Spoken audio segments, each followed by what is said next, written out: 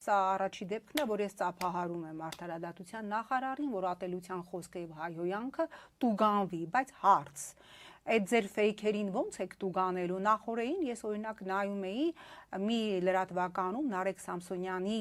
մասին, որին անվասայլակով բերեցին դատարանի դահլիճ, այդ պահին 409 մեկնաբանություն կար, չեմ զլացել 499-ից մոտ 200-ը կարդացել եմ ատելություն, անեծք, հայհոյանք եւ այդ 200-ն էլ ֆեյք էին։ Ինչ եք անելու, տիկին նախարար, քանի անգամ եմ ես անգամ падգամավոր եղած ժամանակ ձեր շատ տիտուլավոր հանրահայտ ֆեյքերի դեմ դիմել իրավապահ համակարգին եւ նույնիսկ մատնանշել եմ, որ ըստ օդում կախված լուրերի, որ թլիկ падգամավորներն են աշխատացնում այդ ֆեյքերը, կրկնում եմ, ըստ օդում կախված լուրերի, ինձ 20 անգամ տարեր բերել են, ասել են դե ֆեյք է, չենք կարա բացահայտել։ Դա ձեզ էլ